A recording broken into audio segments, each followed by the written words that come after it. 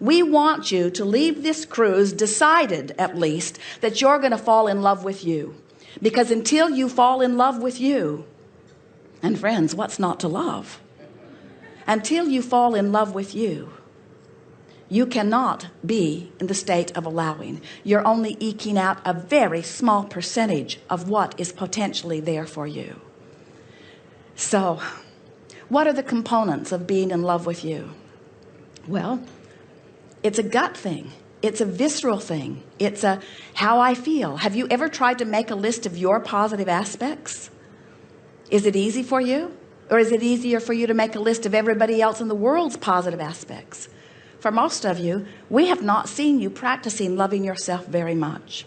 And we want you to begin making it an emotional feeling thing rather than so much of a thinking thing. But you've got to practice it. You've got to fall in love with you. So, to begin here today, we would like to give you a list of all of the reasons that we love you. We want you to feel the love that Source feels for you. And it would take some doing for you to get up to speed with the way we feel about you, because we have a broader view of you. We know the whole of you. But it is our desire that you make it your quest, that you begin to fall in love with you. And we would like you to begin singing your own praises, at least to your inner being. We want you to know that when you are self-critical, you are very far, in fact, the furthest away from vibrational alignment with Source that you can be. And you are therefore practicing unworthiness rather than worthiness. And therefore, in your practice of unworthiness, you are not practicing the art of allowing. The art of allowing means allowing yourself to be a vibrational match to who you are. And if there is anything that we want you to hear, it is that you are an extension of Source. You are an extension of Source energy. You are an extension of Source, which adores Source. In other words, Source is love. Do you know that in that which man calls God, and in that which we call Source or inner being or Source energy, that there is nothing but love? That's all that exists. That vibration has no resistance whatsoever in it. So when you find self-condemnation, you rip yourself apart from Source, and then you look for the eyes of others to fill that void. And you cannot fill that void with anything but Source. That's the only thing. Void is too strong a word. It is never a void. So here's our list of why and how we love you. Because you said, I will go forth into the new environment, and I will find a way to steady myself, and I will let this new environment stimulate me to the new idea that you then, Source, can rejoice in. We love you for that, because you, pioneers out here on the leading edge, are responsible for taking thought beyond that which it could be otherwise. So you, the part of us that is you, are responsible for keeping the eternalness in eternity. That's a big reason, don't you think? We love you because you are willing to come forth into an environment where there are many unknowns, and you are sure enough from your broader non-physical perspective, you are stable enough that you are willing to take the plunge into this environment, and you are very fast at adapting to it no matter what it is. That's a big reason, don't you think? You are adaptive beings who have a powerful basis. You are intellectual geniuses in that you are born with a faceted mind that gives you the capability of acknowledging your surroundings and becoming at one with it. Now that goes back to the adaptation, but we want to take this appreciation of you just a little further by saying to you that your willingness and ability to adapt is the most responsible thing for the expansion of the universe of all. Your willingness to participate. Now, so far, what we feel from you is not really a resounding rejoicing in who you are, because after all, everybody that's come forth must surely be all of that. So am I the individual that is me here in this body? I am not so special then, am I?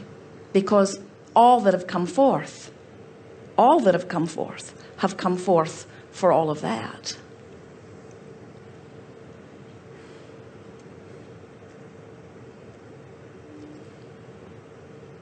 That right there, that competitive, I need to stand out above the rest, that right there is what's stuck in your vibrational craw that keeps you from being the worthy being that you are. That need to separate yourself in a comparative way.